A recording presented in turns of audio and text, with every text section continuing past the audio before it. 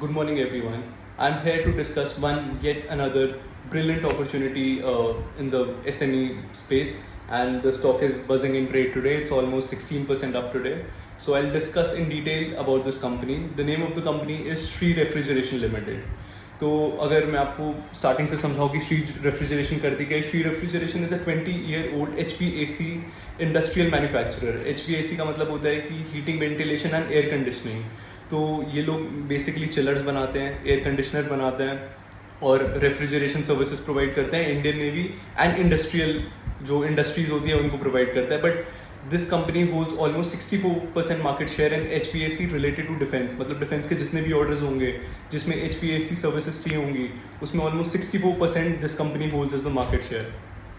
And most important thing is navy का order लेने के लिए यू नीड 3 सर्टिफिकेशन, जिसके बारे में हम डिटेल में बात करेंगे। And this is one of the few companies which has all 3 certification which is needed for the navy approval. अगर हम थोड़ा प्रोडक्ट में ड्रिल डाउन करें कि प्रोडक्ट वाइज करती क्या है, तो इनके प्रोडक्ट बेसिकली अगर आप इमेजिन करो कि एक वॉरशिप है या फिर एक शिप है जो कि सेलिंग के लिए निकली हुई है, तो वो selling almost 3 month 6 months 1 year उससे भी ज़्यादा पानी में रहती है। तो कुछ ऑब्वियसली कुछ शिप्स पे मशीनरी रहेगी, लोग रहेंगे, तो उन्हें heating, ventilation and air conditioning solutions provide करने के लिए ये कंपनी सर्विसेज प्रोवाइड करती है। बेसिकली अगर शिप चल रही है 1 साल के लिए, तो ऑब्वियसली उसका इंजन गर्म हो सकता है, उसके अंदर जो इक्विपमेंट्स लगे हुए हैं, इलेक्ट्रिकल इक्विपमेंट्स, उनकी जो मरीन सबमरीन्स होती है उसके अंदर जो आपकी आर्म्स लगे हुए हैं, वो सब उनको एक हीटिंग मतलब एक प्रॉपर हीटिंग कंट्रोल या फिर एक टेम्परेचर कंट्रोल चाहिए होता है। उसके बिना वो ख़राब होने के चांसेस बहुत ज़्यादा रहते हैं। अगर आपकी जो इलेक्ट्रिकल इक्विपमेंट्स है शिप में, मान लो कि जिससे शिप ऑपरेट होती है, वो गर्म हो सकती है, वो हीट कर सकती हैं बहुत ज़्यादा, तो उसको टेम्परेचर कंट्रोल प्रोवाइड करने के लिए ये कंपनी पूरे सोल्यूशंस प्रोवाइड करती है। शिप्स में क्रूज होते हैं, उनको एयर कंडीशनिंग सोल्यूशंस चाहिए होते हैं, वो सब फूड स्टोरेजेस होते हैं, वो एंड टू एंड HVAC की जितनी भी सर्विसेज है शिप्स में, वो ये कंपनी प्रोवाइड करती है। अगर हम थोड़ा ड्रिल डाउन करें कि इनका जो बिजनेस मॉडल है वो कैसे काम करता है, तो आप एक इमेजिन करो कि शिप नेवी को शिप बनानी है, तो वो एक टेंडर फ्लोट करेगी सिर्फ HVAC सर्विसेज के लिए कि हमें शिप बनानी है और हमें HVAC सर्विसेज अपनी शिप पे चाहिए। ये कंपनी टेंडर भरेगी। अब इस कंपनी जब ये टेंडर भरेगी तो ऑलमोस्ट सबसे पहला जो रूट रहेगा वो है 3 सर्टिफिकेट जो मैंने आपको बताया था। अब उन 3 सर्टिफिकेट्स में जो मैं आपको बताता हूँ, directorate of quality assurance, directorate of electrical engineering and worship project directorate approval. ये 3 सर्टिफिकेट्स हैं जो कि नेवी के लिए इज़ एब्सोल्युटली नेसेसरी। मतलब इसके बिना आप टेंडर फाइल कर ही नहीं सकते। And this company holds all 3 certification, जो कि आई थिंक 1 और 2 कंपनीज ही है इंडिया में जो ये सर्टिफिकेशन होल्ड करती है। इसलिए इस कंपनी का मार्केट शेयर ऑलमोस्ट 64% है when it comes to defence HVAC। उसके बाद जब अप्रूवल मिल जाता है कि हाँ आप हमारे लिए आके HVAC सर्विसेज प्रोवाइड करिए, तो जो आपका टाइमलाइन रहती है वो 3 to 6 मंथ्स रहती है कि कंपनी मतलब जाएगी शिप्स पे, इंस्पेक्ट करेगी कि कहाँ पे कैसे इलेक्ट्रिकल इक्विपमेंट्स लग सकते हैं, कहाँ पे पूरी प्लानिंग होगी कि कहाँ पे हम बिजली प्रोवाइड करेंगे, कहाँ से चिलर सर्विसेज प्रोवाइड होगी, कहाँ पे हमारे आर्म्स रखते हैं तो उनके लिए अलग टेम्परेचर कंट्रोल होगा। ये 3 to 6 मंथ्स का प्रोसेस होता है। उसके बाद कंपनी अपनी मैन्युफैक्चरिंग फैसिलिटी में आएगी और इसको बिल्ड करने के लिए एटलीस्ट साल भर लगता है। मतलब पूरी शिप का कहाँ पे क्या लगेगा वो नोट करने के बाद कंपनी मैन्युफैक्चरिंग में आएगी, तो उसको साल से 1.5 साल लगता है और फिर अगला साल 1 साल उसको इंस्टॉल करने में लगता है शिप पे। उसके बाद इंस्टॉलेशन के बाद 3 से 6 मंथ्स का रनिंग पीरियड होता है जिसमें कंपनी मतलब जो शिप्स होती है वो टेस्ट करती हैं कि क्या सब कुछ सही से चल रहा है। तो ये पूरी वर्किंग कैपिटल मतलब जो पूरी साइकिल है ऑलमोस्ट 2 से 3 ईयर्स की है। मतलब ऑर्डर मिलने से आपका ऑर्डर फुलफिल होने के बाद, उसके बाद टेस्टिंग के बाद पूरा 2 से 3 साल का प्रोसेस होता है, जो कि बिज़नेस ऐसे काम करता है। उसके बाद जब टेस्टिंग वगैरह सब कुछ हो जाती है तो ऑलमोस्ट 10, 20, 30 जब तक वो शिप आपकी सर्विस में है, आपको अपने रिपेयर्स एंड मेंटेनेंस के जो कॉन्ट्रैक्ट्स होते हैं वो मिलते रहते हैं। अगर हम ग्रोथ कैटलिस्ट और टेलविंड की बात करें जो इस इंडस्ट्री में लगा हुआ है, तो उसके बारे में हम बात करते हैं।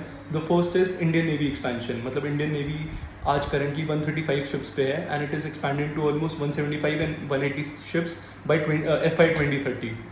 तो ये बहुत ही बड़ा डिफेंस मैं बोलूँगा कि एक मतलब कैटलिस्ट है ऐसे, क्योंकि 2.5 lakh crore is the Indian defence budget, जो कि 30,000 करोड़ नेवी को अलॉट होता है। उसमें नेवी में भी अगर हम मान के चलें कि almost 10% is the HVAC which belongs to the HVAC, because इसके बिना शिप काम ही नहीं कर सकती, तो HVAC को भी बिलोंग करता है। तो the market opportunity is almost 2,000 to 3,000 crores. Shree Refrigeration is currently sitting at almost 154 crore of revenue, which is almost जो हमारा ग्राउंड ले आगे का वो almost 20x है, मतलब 20x opportunities coming up here in revenue wise. The second is project 75I. इसके बारे में बहुत लोग जानते नहीं होंगे, बट 75I प्रोजेक्ट गवर्नमेंट ने अप्रूव किया है. उसके अंडर गवर्नमेंट ने ऑलमोस्ट 70,000 करोड़ आउटले करे हैं फॉर सबमरीन्स, अटैक सबमरीन्स, जो कि डीजली पावर्ड सबमरीन्स होगी जो इंडिया खुद बिल्ड कर रहा है. तो उसमें भी HPAC जो सर्विसेज होगी वो ऑब्वियसली सबसे पहले उसे ही चूज़ किया जाएगा जिसका मार्केट शेयर अच्छा है, जिसके पास सारे सर्टिफिकेशंस हैं. तो Shri refrigeration is the direct beneficiary of it. The third one is the export opportunity. Government ने ये भी चीज़ बोली है कि हम 2030 तक ऑलमोस्ट 50,000 करोड़ का डिफेंस एक्सपोर्ट करना चाहते हैं. उसमें वॉरशिप्स भी होगी, क्योंकि अभी हमने श्रीलंका और मॉरिशस वगैरह को वॉरशिप्स प्रोवाइड करी है. तो उस वॉरशिप्स पे भी श्री रेफ्रिजरेशन ही HVAC सर्विसेज प्रोवाइड करता है. और जो एक और बड़ी अपॉर्चुनिटी है that is the data centre opportunity. Data centre अभी हम 1.4 गीगावाट डेटा सेंटर्स पे खड़े हुए हैं, एंड 2030 तक हमारा जो टारगेट है FY 2030 तक इट्स ऑलमोस्ट 10 गीगावाट. तो ये जो अपॉर्चुनिटी है, क्योंकि डेटा सेंटर में भी कूलिंग प्रोवाइड करनी होती है, HVAC सर्विसेज चाहिए होती है, बिकॉज जो मशीनरी होती है वो बहुत हैवी मशीन्स होती है, सॉफ्टवेयर्स होते हैं, दे गेट हीट अप. तो उसको एक टेम्परेचर कंट्रोल करने के लिए कि वो लंबे टाइम तक मशीन्स ख़राब ना हो और चलती रहे, उसके लिए HVAC सर्विसेज चाहिए, and this company is the direct beneficiary. और जो आखिरी चीज़ है वो है कराड फैसिलिटी, जिनके लिए उन्होंने IPO फंड रेस किया था. कराड फैसिलिटी जो अभी जून 20 के आसपास इनॉग्रेट हो जाएगी, उससे होगा क्या, इनकी जो कैपेसिटी है, manufacturing capacity, it will go 2x. और 2x के साथ साथ ये लोग बैकवर्ड इंटीग्रेशन भी कर रहे हैं, जो कि इनको मार्जिन को सपोर्ट करेगा. अब हम आते हैं फाइनेंशियल्स पे. फाइनेंशियल की बात करें तो कंपनी ने इस साल ऑलमोस्ट 154 करोड़ का रेवेन्यू किया है, and PAT was almost 22 crore. EBITDA margin came out around 22%. And जो अगर हम H2 की बात करें तो sales has been up almost 110%, and PAT has been up almost 344%, which depicts की बहुत ही ज़्यादा ऑपरेटिंग लेवरेज पे अब कंपनी काम कर रही है. Debt to equity 0.17, which means की मतलब the debt problem is not there in the company. Promoter holding थोड़ी सी कम लग सकती है इन्वेस्टर्स को, it's 45%. And then ROE 13%, which company has guided की है आने वाले टाइम्स में 20+ चला जाएगा. कंपनी currently is trading at almost 55 times earnings. इसका मतलब है कि जो रिसेंट टाइम्स में जितने भी डेवलपमेंट्स हुई है, it has already been priced in the company. Company OCF positive है, दे generated cash of almost 14 crore, and company sitting at order book of almost 270 crore. अगर हम गाइडेंस की बात करें, कंपनी ने अपने जो कॉल में गाइडेंस दी है उसमें ये बोला है कि जो रेवेन्यू हमारा नेक्स्ट 3 to 5 ईयर्स के लिए है वो 40% कैगर से बढ़ेगा. जो EBITDA मार्जिन की गाइडेंस दी है इट्स ऑलमोस्ट 25 to 28%. अभी कंपनी 21 to 24 के बीच में काम कर रही है. जैसे न्यू फैसिलिटी ओपन अप होगी, बैकवर्ड इंटीग्रेशन होगा, तो वो और मार्जिन एक्सपैंड करने में हेल्प करेगा, एंड ऑब्वियसली ऑपरेटिंग लेवरेज तो काम में आ ही रहा है. The third thing is company ने बोला है कि जो हमारा मार्केट शेयर है वो 64-65% के बीच में ही रहेगा, एंड जो हमारी जो ऑर्डर बुक है जो अभी 60% सिर्फ डिफेंस इक्विपमेंट्स पे है, वो अब धीरे धीरे हम लोग डाइवर्सिफाई करके डेटा सेंटर की तरफ लेके जाएंगे, जो कि एक ऑर्डर बुक डाइवर्सिफाई करने में कंपनी की हेल्प करेगा. अगर हम थोड़ा वर्किंग कैपिटल डीकोड करें कंपनी का, क्योंकि ये वर्किंग कैपिटल हेवी कंपनी है, क्योंकि मैंने आपको समझाया कि ऑलमोस्ट ऑर्डर मिलने से लेके ऑर्डर फुलफिलमेंट तक 2 से 3 साल का टाइम पीरियड लगता है. तो कंपनी का जो कैश कन्वर्जन साइकिल है, मतलब ऑर्डर मिलने से मतलब सब कुछ बनाने के बाद पूरा कैश जनरेट करने में ऑलमोस्ट 368 डेज लगते हैं कंपनी को, which is a very high number of days, but it's expected out of this company, क्योंकि वो काम ही ऐसा करती है. तो 368 डेज में अगर हम देखें तो अगर हमने इंक्रीमेंटल वर्किंग कैपिटल निकालने की कोशिश करी कि क्या कंपनी के पास कैश है नेक्स्ट ईयर की ग्रोथ फंड करने के लिए, या फिर उन्हें इक्विटी डाइल्यूशन या फिर डेट की तरफ जाना पड़ेगा. तो जो इंक्रीमेंटल हमारा वर्किंग कैपिटल निकल के आ रहा है दैट इज़ 53 करोड़ रुपीज़. जो 40% कैगर जो कंपनी ने बोला है वो नेक्स्ट ईयर की सेल्स को लाने के लिए 53 करोड़ रुपीज़ कंपनी को चाहिए अगर सेम वर्किंग कैपिटल शेड्यूल रहा तो. एंड कंपनी के bank balance is almost 58 crore, which means company cash position में लैक नहीं कर रही है, कैश एम्पल है कंपनी के बैलेंस शीट पे.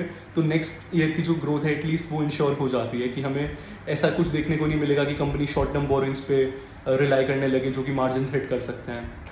क्योंकि अगर मैं आपको बेसिकली समझाऊँ, 10 रुपये की सेल के लिए कंपनी को ऑलमोस्ट 8.5 रुपीज़ वर्किंग कैपिटल में डालने पड़ते हैं. तो उसके बेसिस पे हमने कैलकुलेट किया 53 करोड़ रुपीज़, और cash balances ample, so no need to worry about that.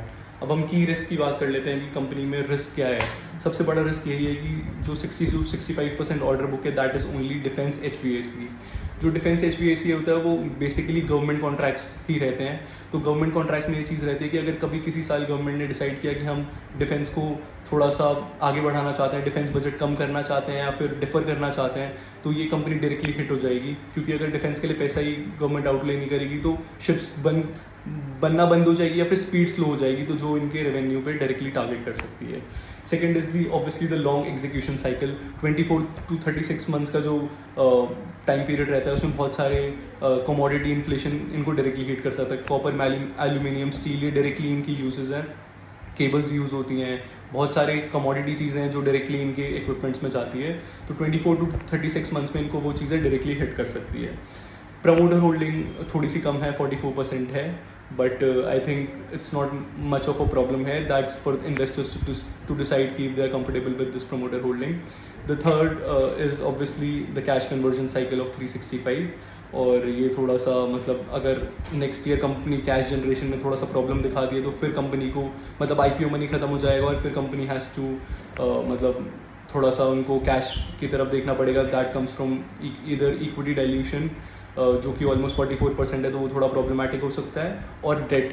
तो इन दो चीज़ों पे कंपनी को रिलाई करना पड़ेगा अगर इस साल के एंड तक कंपनी कैश दोबारा जनरेट नहीं कर पाती है, क्योंकि इस साल के लिए कंपनी के लिए वर्किंग कैपिटल के लिए पैसा है, but for next year they have to generate OCF और else they will face problem. That's from my side. Thank you everyone.